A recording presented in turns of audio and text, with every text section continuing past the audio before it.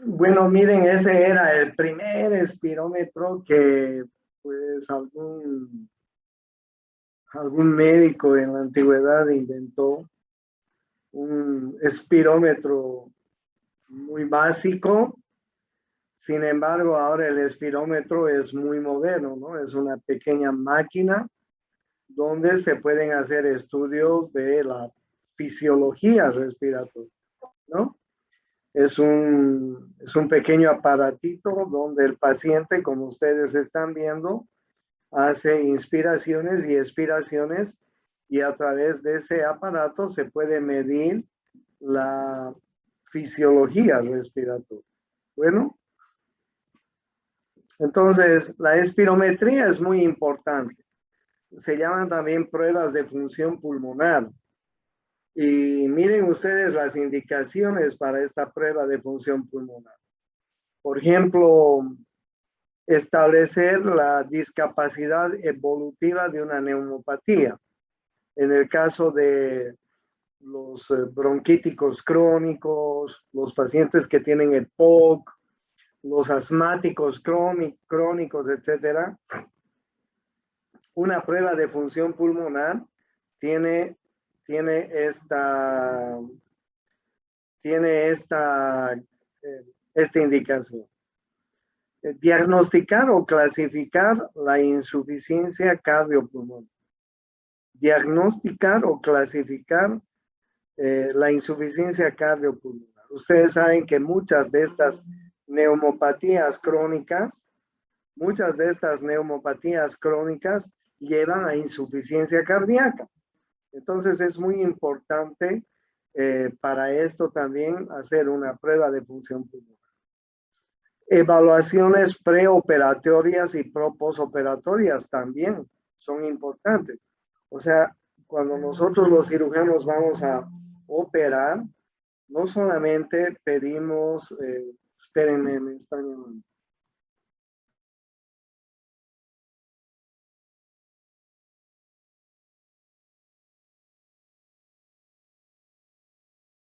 Cuando nosotros pedimos pruebas, pruebas preoperatorias, no solo debemos pedir el electrocardiograma, sino debemos pedir también una prueba de función pulmonar. Una prueba de función pulmonar. Eso es muy importante. Como riesgo quirúrgico. Hoy en día muchos pacientes tienen problemas respiratorios y entonces como una parte de la evaluación preoperatoria está la prueba de función pulmonar. También para estudios epidemiológicos, determinar el grado de incapacidad laboral, orientar a la profilaxis y la terapéutica, etcétera. Son pruebas, son indicaciones de esta prueba funcional. ¿Ya? Miren ustedes, aquí les presento lo que es una prueba, una espirometría. La espirometría nos sirve sobre todo para medir los volúmenes. El volumen corriente, por ejemplo, es de 500 ml. En este momento, todos nosotros estamos inspirando y expirando. Miren ustedes la curva. Inspirando. Doctor, disculpe, está en otra diapositiva porque parece que está colgado. Ya, ok, gracias.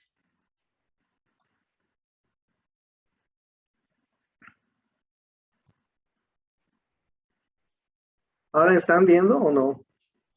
Ahora sí se ve, doctor. Ya. ¿Vieron la anterior diapositiva? No, doctor. Esta, donde les decía Esa sí se ve, doctor. cuáles son las indicaciones, ¿no? Y ahora están viendo esto. Yo les decía, la prueba, la espirometría sirve para medir los volúmenes normales.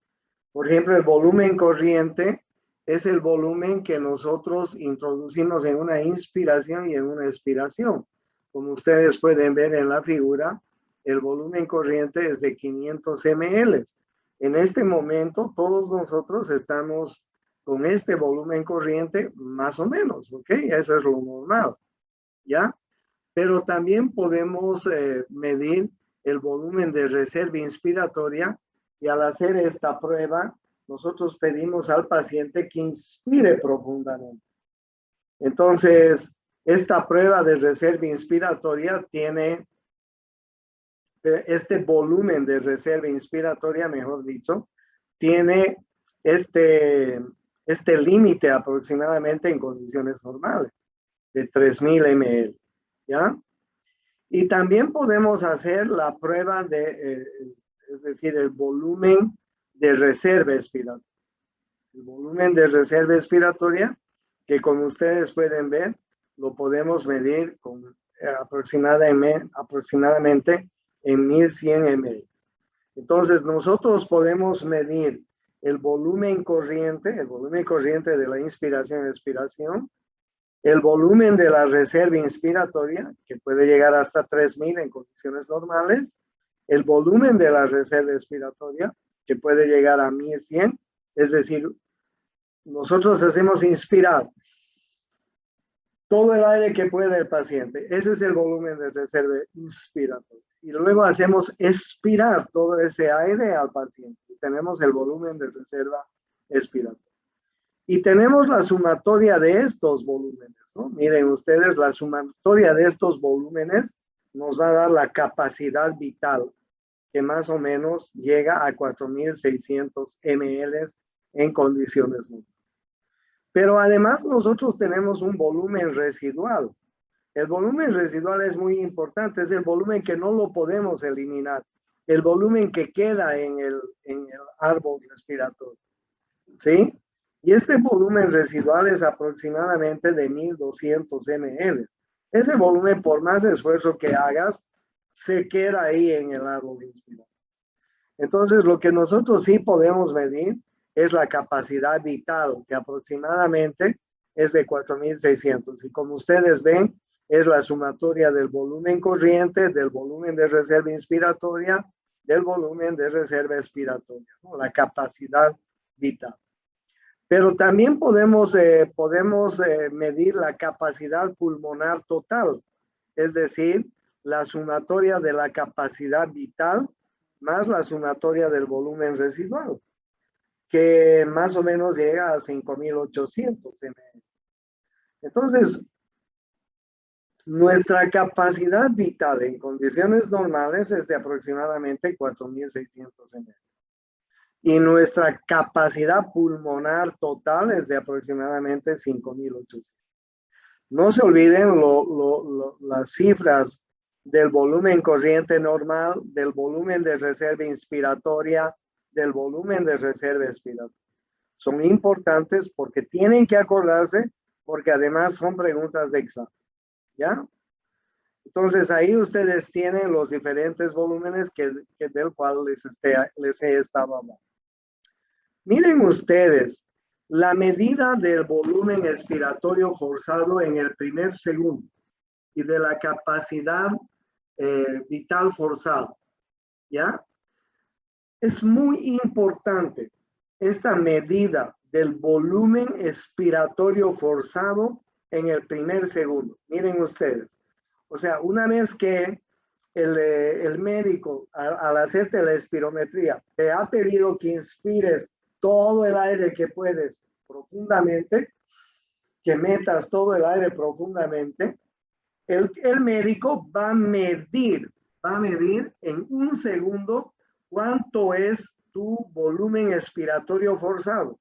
Por favor, expulsa todo el aire posible. Expulsa todo el aire posible, ¿no? Haces esto, ya la expulsa en un segundo. Entonces, esa medida del volumen expiratorio forzado en un segundo y de la capacidad vital forzada es muy importante para el diagnóstico de enfermedades obstructivas o restrictivas. Miren ustedes, el volumen expiratorio forzado en un segundo normalmente nos da una medida. Lo mismo la capacidad vital forzada, nos da una medida, ¿ya? Y una gráfica además, ¿ok? una medida y una gráfica en el espirómetro, en el aparatito del espirómetro. ¿Ya? Cuando tenemos un síndrome de tipo obstructivo o de tipo restrictivo, miren ustedes cómo cambia el volumen expiratorio forzado en un segundo y la capacidad vital forzada. Ustedes vean los límites normales del volumen expiratorio forzado, ¿ya? Vean la normalidad de estas cifras y vean ustedes cómo cambian cuando tenemos un síndrome obstructivo o cuando tenemos un síndrome restrictivo. O sea, realmente cambian estas cifras como ustedes están viendo, ¿no es cierto? Por eso es que cuando estamos haciendo la espirometría, cuando el neumólogo nos está haciendo la espirometría, es muy importante este volumen expiratorio forzado. Espérenme, me están llamando de la oficina.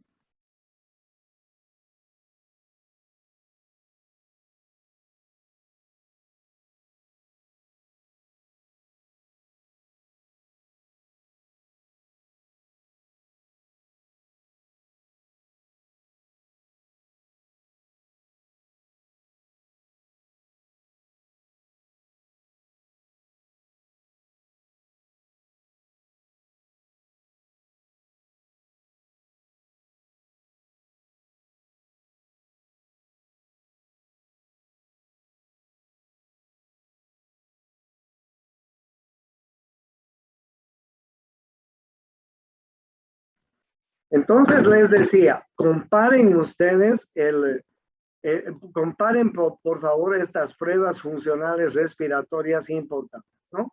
Como les decía, la medida del volumen expiratorio forzado en un segundo y de la capacidad vital forzada.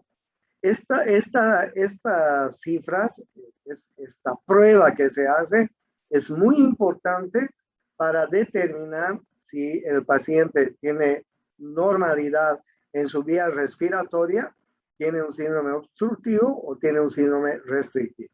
¿Listo? Ahí ustedes pueden ver, miren cómo varía el flujo expiratorio forzado. ¿Sí? El flujo expiratorio forzado cuando hay un problema de orden obstrutivo o restrictivo. ¿Ya? En un segundo. Miren en un segundo, miren en el obstructivo y miren en el restrictivo. ¿Sí? O sea, realmente hay variaciones, ¿no? Entonces, la gasometría, ¿la están viendo o se otra vez se congeló? Congeló de nuevo. Dejó de compartir, doctor.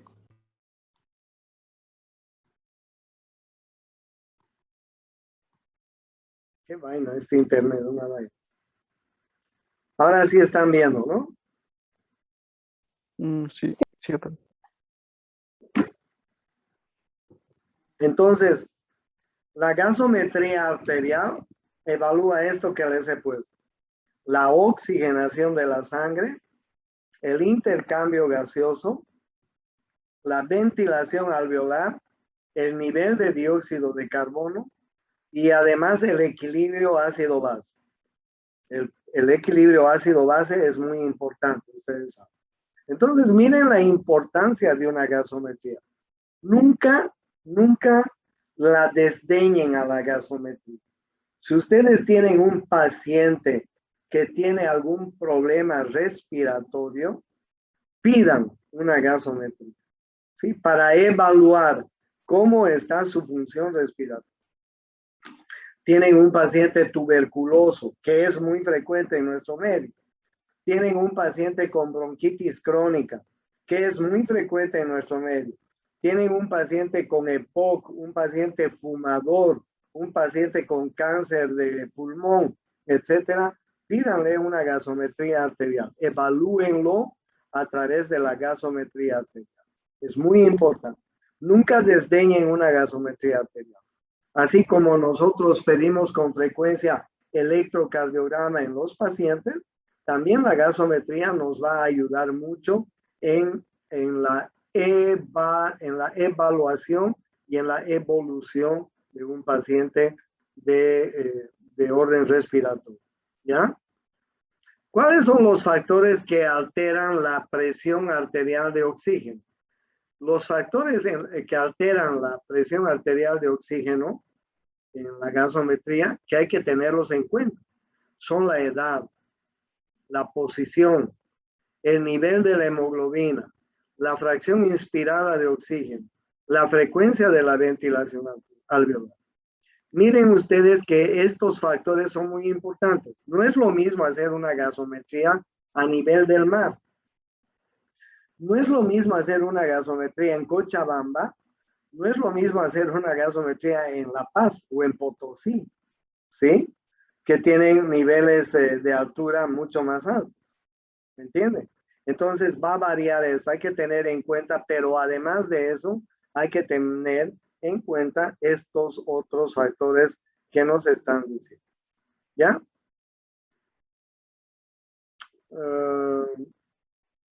Miren ustedes en la gasometría arterial, y esto es muy importante que por favor lo tomen en cuenta. Miren la gasometría a nivel del mar, a nivel de Santa Cruz, a nivel de Cochabamba, a nivel de La Paz. ¿Ya?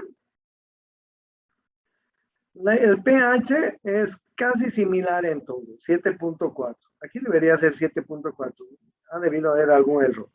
El pH no varía, ¿no es cierto? El pH es normal. El equilibrio ácido-base es normal en todo lado. 7.4. O sea, la hemostasia de nuestro cuerpo mantiene el pH balanceado siempre, donde sea. En China, en Francia, en La Paz, en Valle Grande, en Santa Cruz, donde sea. ¿Ya? El pH no varía. La presión de oxígeno, sí varía. Miren a nivel del mar. Miren, bueno, de 96 a 100 puede ser. A nivel de Santa Cruz. Miren en La Paz. Miren en La Paz. ¿Sí?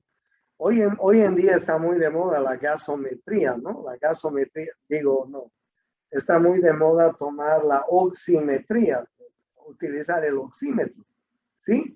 Y ver cuánto está saturando un paciente, sobre todo con esto del COVID, ¿no? Entonces, miren ustedes cuánto es la presión de oxígeno normalmente a nivel del mar o en Santa Cruz. Hasta 96. O sea, de 96 adelante mejor. De 95 a 100 mejor. Un chico joven, un atleta, etcétera, en Santa Cruz puede tener 98, 99, 100% de presión de oxígeno. Puede saturar esto, ¿no? Pero miren cómo va variando en la altura. Miren cómo va variando en la altura. Miren la presión del dióxido de carbono a nivel del mar en Santa Cruz. Pero miren cómo va variando en la altura, ¿no? El bicarbonato, normalmente 25, 24 a nivel del mar en Santa Cruz. Pero miren cómo varía en la altura. Miren cómo va variando en la altura, ¿no? La saturación de oxígeno, 97 a nivel del mar en Santa Cruz. Yo diría que 93 es muy bajo. 95, 96, 97. ¿Ustedes han visto saturar a un paciente 93 últimamente? ¿Han utilizado el oxímetro últimamente? Algunos han debido utilizar. Con esto del COVID está muy de moda. La gente se ha comprado oxímetros, en fin. Saturación en Santa Cruz de 95 a 100, más o menos normal. He visto muchos pacientes en esta época del COVID. Los enfermos del COVID comienzan a saturar de 93, 92, 91, 90. Los graves saturan hasta 70, 60. Un paciente con 70 de saturación ya hay que pensar en intubarlo. ¿Entiende? Ya hay que pensar en intubar. Entonces,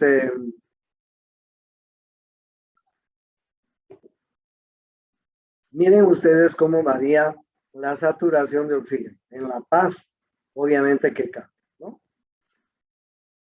Entonces, los síndromes respiratorios pueden ser por inadecuada oxigenación o hipoxemia, por inadecuada excreción de dióxido de carbono o hipercapnia, con acidosis respiratoria o sin ella, y puede ser por exagerada eliminación de dióxido de carbono o hipocapnia con alcalosis respiratorias o sin ella. De nuevo, miren ustedes, los síndromes respiratorios por inadecuada oxigenación o hipoxemia, por inadecuada excreción de dióxido de carbono o hipercamia, eso pasa en los restrictivos, con acidosis respiratoria o sin ella, por exagerada eliminación de dióxido de carbono o hipocapnia, con alcalosis respiratoria o sin, ¿ya? Esos son los síndromes respiratorios. Por ya, entonces ya saben ustedes, por el tipo de insuficiencia respiratoria, ¿ya? Los síndromes respiratorios. Por el tipo de falla alveolo respiratoria. Por el tipo de falla alveolo respiratoria. Por trastorno puro de la perfusión o aumento del espacio muerto fisiológico. Por trastorno puro de la ventilación o aumento del shunt o cortocircuito. Por trastorno puro en la difusión con disminución de la capacidad de difusión del oxígeno. Vamos a ir viendo cada uno de estos síntomas. No se olviden, ventilación, difusión, perfusión. ¿Ok? No se olviden que estos son los parámetros que vamos a ir viendo en la parte respiratoria. Pueden haber enfermedades que atacan a la parte ventilatoria, a la membrana alveolo-capilar, así se llama, a la difusión del oxígeno y del dióxido de carbono, y a la perfusión. Y no se olviden también que pueden haber enfermedades parenquimatosas que afectan al parénquima pulmonar. ¿Ya? Ventilación, difusión, perfusión. Según la espirometría, los síndromes respiratorios pueden ser síndrome obstructivo bronquial, síndrome restrictivo pulmonar, síndrome de bloqueo alveolo capilar, síndrome de defecto de perfusión, y luego vamos a encontrar los síndromes mixtos. También hay mixtos, ¿no es cierto? El caso del COVID, por ejemplo, es un síndrome mixto. ¿Ya? ¿Cuáles son las causas de hipoxemia? ¿Qué era hipoxemia? ¿Qué era hipoxemia? Acuérdense lo que era hipoxemia. Por inadecuada oxigenación o hipoxemia. ¿Okay? No hay una adecuada oxigenación. Eso es la hipoxemia. ¿Ya? No hay una adecuada oxigenación. Hay un desequilibrio alveolo capilar en la ventilación y perfusión. Puede ser en la ventilación y perfusión. ¿Dónde está nuestra Biblia? En la ventilación y en la perfusión. Puede haber un desequilibrio en la ventilación y perfusión. Puede haber un déficit de difusión. Esto va a producir un déficit de difusión. Puede haber una hipoventilación alveolar efectiva o pueden haber cortocircuitos venoarteriales. ¿Ya? Todo esto va a producir hipoxemia. Por ejemplo, el síndrome obstructivo bronquial. La patología obstructiva bronquial obstruye el flujo aéreo intrapulmonar, ¿ya? Generando menor resistencia a la inspiración y mayor a la expiración. Ese es el famoso EPOC. No se olvide. El síndrome obstructivo bronquial obstruye el flujo intrapulmonar, el flujo aéreo intrapulmonar, generando menor resistencia a la inspiración y mayor a la expiración. O sea, hay un atrapamiento aéreo, si ustedes quieren, en el síndrome obstructivo bronquial, que es propia de los fumadores, como ustedes están viendo en la figura, propia de los fumadores. ¿Ya?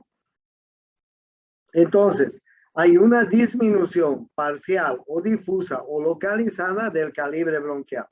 En primer lugar, en el síndrome obstructivo bronquial, hay una disminución parcial, difusa o localizada del calibre bronquial. Perdón. Esto nos va a llevar a un mecanismo valvular de síndrome obstructivo, donde va a haber un fácil pasaje inspiratorio, pero un atrapamiento aéreo, una oclusión parcial expiratoria. ¿Ok? Esto va a producir una retención de aire, ¿no? Y por lo tanto va a haber una retención aérea. Esto es propio de las bronquitis crónicas, es propio de los asmas, de las bronquiectasias, de los enfisemas, ¿sí? Síndrome obstructivo bronquial. Bueno, el mecanismo de obstrucción bronquial. ¿Cuál es el mecanismo de la obstrucción bronquial? Hay una contracción del músculo liso de las vías aéreas. Ustedes saben que las vías aéreas tienen varias capas. Si se acuerdan, ¿no es cierto? Se acuerdan todos. Hay una capa que es la capa interna, que es la capa mucosa en una vía aérea. Hay una segunda capa que es la submucosa, ¿sí? Hay una tercera capa que es la capa muscular. La capa muscular, ¿ya? Eso es importante, ¿no? Entonces, miren, hay una contracción del músculo liso de las vías aéreas. La musculatura se contrae. Hay una presencia de secreciones en el lumen, porque la capa de la mucosa está conformada por glándulas mucosas. La función de las glándulas mucosas es secretar moco, ¿cierto? Entonces, cuando hay un mecanismo de obstrucción, estas glándulas mucosas van a comenzar a secretar más moco. Por eso hay presencia de secreciones en el lumen de un bronquio, de una vía respiratoria. ¿Ya? Hay engrosamiento de la pared de la vía aérea. Claro, con el tiempo, si es crónico, esto se va a ir engrosando.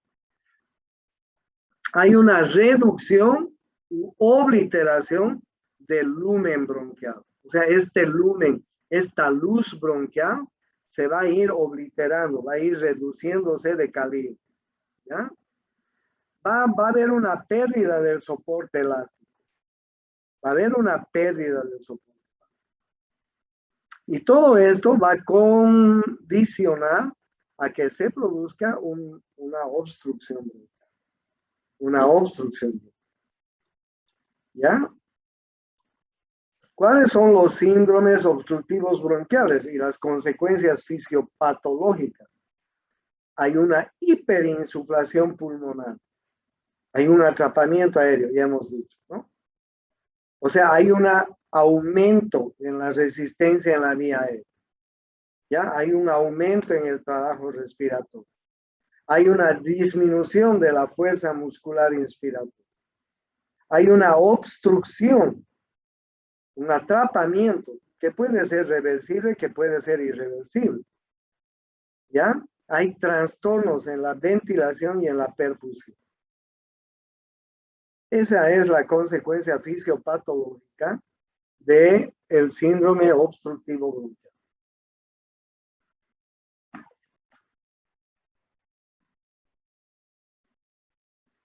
¿Cuáles son los fenómenos adversos cuando hay un atrapamiento? Cuando hay una hiperinsuflación pulmonar.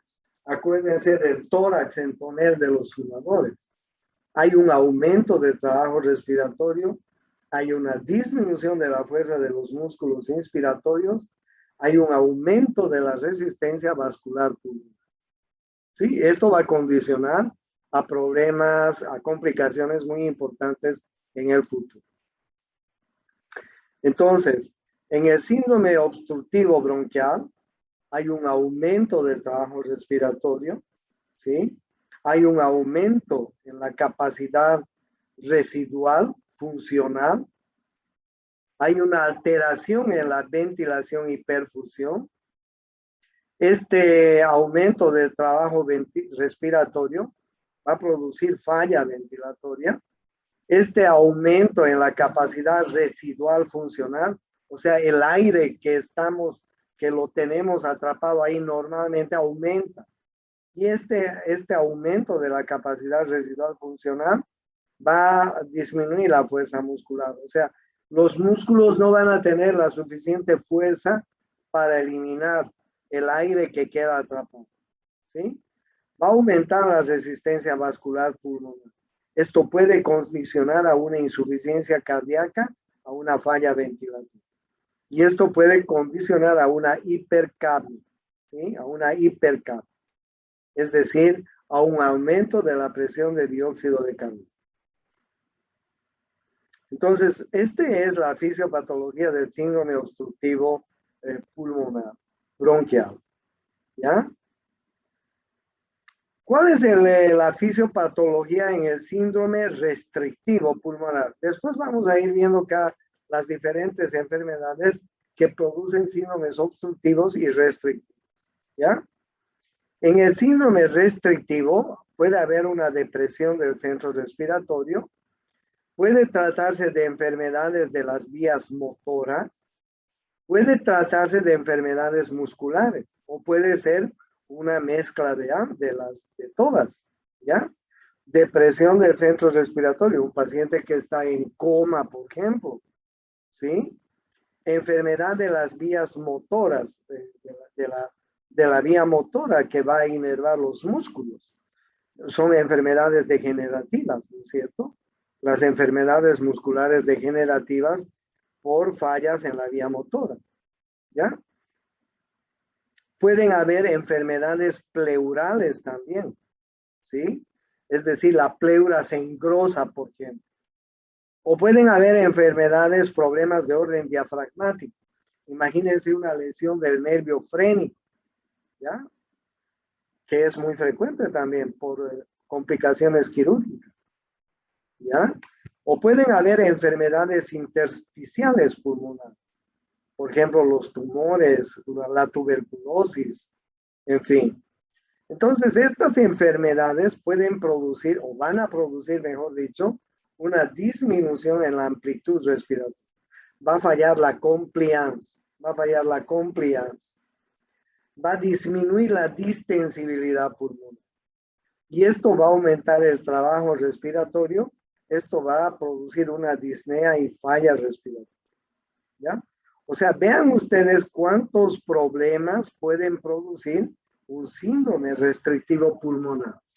Pueden haber depresiones del centro respiratorio, enfermedades de las vías motoras, enfermedades musculares degenerativas, enfermedades intersticiales pulmonares, enfermedades de la pleura, enfermedades del diafragma, etc. Todos estos van a producir lesiones restrictivas pulmonares. Va a producir una disminución en la amplitud respiratoria. Va a aumentar el trabajo respiratorio, va a disminuir la distensibilidad pulmonar, se va a producir una disnea y falla respiratoria. ¿Ya? Entonces, bien, vayan ustedes captando, ¿no? ¿Cuál es la fisiopatología del síndrome obstructivo bronquial, del síndrome restrictivo pulmonar y del síndrome del bloqueo alveolo capilar?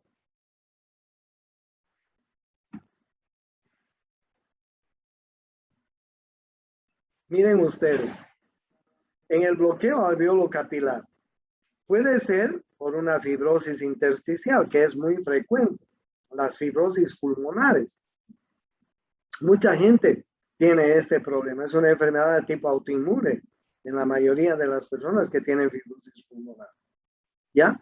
Pero también puede haber un edema intersticial, el famoso edema pulmonar, o puede ser por una insuficiencia cardíaca izquierda, por varias otras cosas, ¿ya? Un cáncer bronquioalveolar, una neumonitis intersticial, ¿sí? Podrían producir bloqueo alveolo capilar. O sea, no hay un buen intercambio de gases, ni de oxígeno ni de dióxido de carbono. Entonces aumenta la demanda de oxígeno en el ejercicio. ¿Ya? Estos pacientes tienen una circulación pulmonar rápida. Este bloqueo alveolo pulmonar va a producir una hipodifusión, o sea, disminución de la difusión de los gases sanguíneos, lo que va a producir hipoxia, lo que va a producir cianosis, lo que va a producir una insaturación de la sangre venosa pulmonar en el bloqueo alveolo capilar. ¿Ya? Y hay también síndromes respiratorios mixtos, síndromes por defecto de perfusión, síndromes de desproporción, ventilación, perfusión, que a ver si los podemos ver también. Bueno, entonces, miren ustedes que hay una serie de fallas en los en las diferentes enfermedades respiratorias. ¿Ya? Voy a compartir pantalla. Bien, entonces ustedes están viendo esta figura, ¿no? Enfermedades obstructivas del aparato respiratorio. ¿Están viendo? Sí, doctor.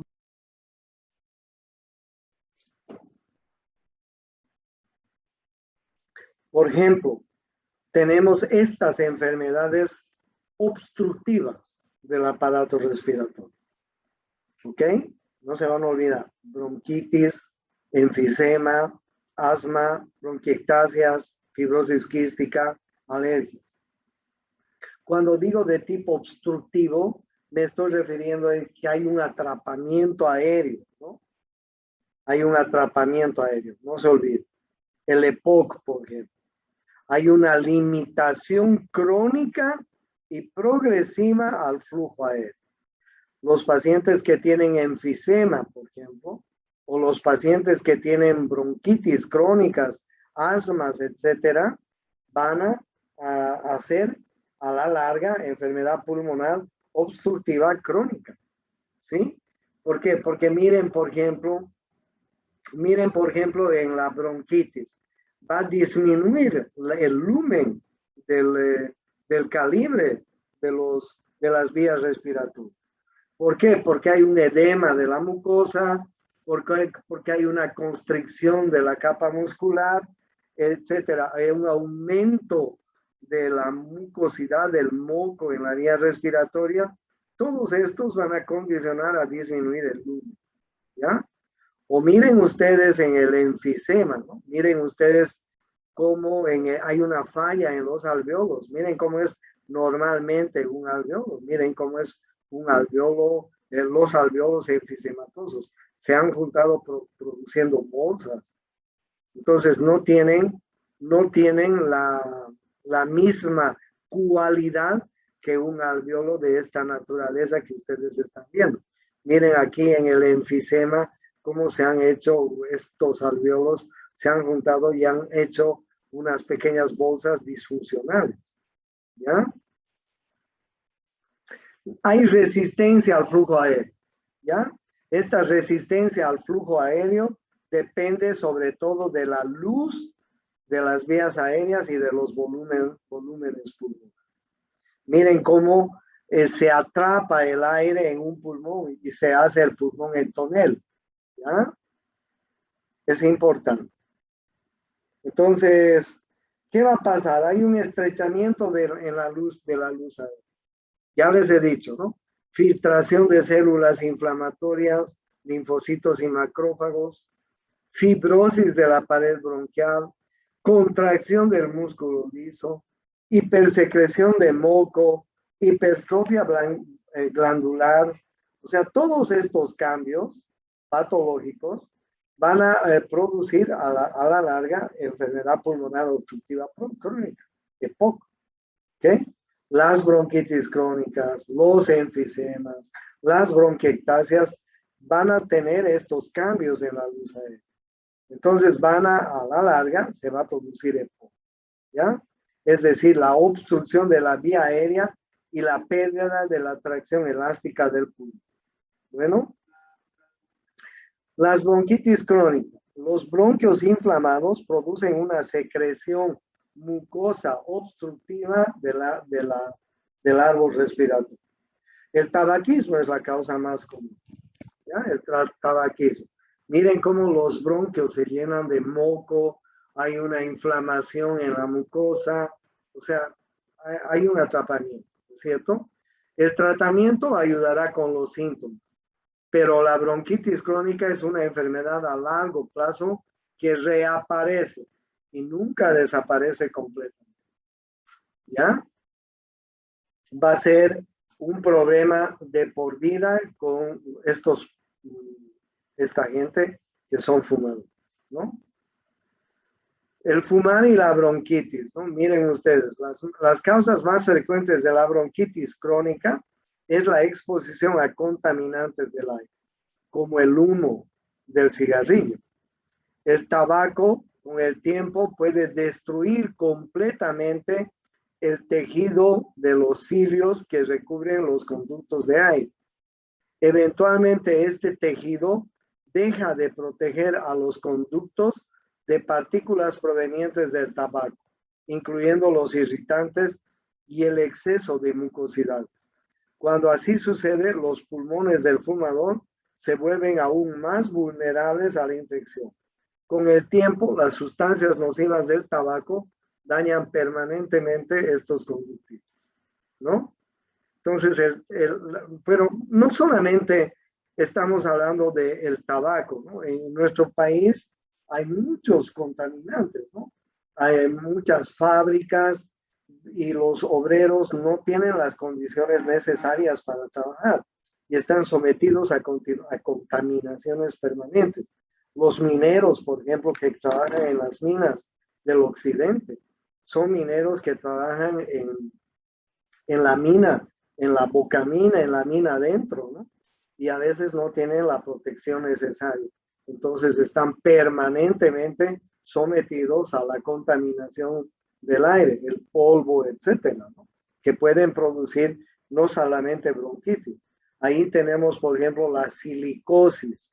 Ahí tenemos la asbestosis, por ejemplo, que son parte también de las bronquitis crónicas por contaminantes que pueden tener las diferentes personas. ¿Ya?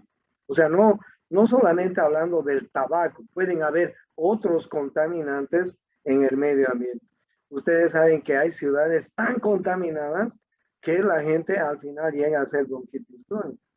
Hay ciudades totalmente contaminadas. Vean ustedes cómo es Santa Cruz en la época de quema, ¿no? En esta época que están quemando. En un momento el humo es tan denso en nuestra ciudad que es un contaminante importante, ¿no? Ahí tienen ustedes el enfisema. Es otra enfermedad obstructiva. El enfisema se caracteriza por la pérdida de la elasticidad pulmonar y el agrandamiento anormal de los espacios aéreos distales a los bronquiolos terminales, con destrucción de las paredes alveolares y de los lechos capilares. ¿Ok? El enfisema se caracteriza por la pérdida de la elasticidad pulmonar y el agrandamiento anormal de los espacios aéreos distales a los bronquiolos terminales, con destrucción de las paredes alveolares y de los lechos capilares, como ustedes pueden ver en la figura, ¿no? Alveolos con enfisema. Agrandamiento de los espacios aéreos lleva a la hiperinsuflación de los pulmones. Aumento de la capacidad, o sea, se va a retener el aire aquí adentro, en un enfisema, en un pulmón enfisematoso, el aire queda atrapado. El aire queda atrapado. Es una enfermedad obstructiva, es difícil eliminar. Por eso es que en estos pacientes con bronquitis crónicas enfisematosos hacen un tórax entónico. ¿Ok? Ese es el énfise. Pues el tabaco y el enfisema están acompañados, ¿no? Juntos. El tabaco y el enfisema, ¿no? Atracción de células inflamatorias, liberación de la elastasa, inhibición de la acción por alfa-antitripsina, deficiencia de alfa-antitripsina, disminución de la actividad de la alfa-antitripsina, destrucción de fibras elásticas del pulmón por esta disminución, por esta deficiencia de alfa-antitripsina. ¿Ya? Por lo tanto, enfisema. ¿Listo? Es muy importante entonces. Hay un atrapamiento aéreo. Hay un atrapamiento aéreo en estas enfermedades. No se olviden. Entonces, para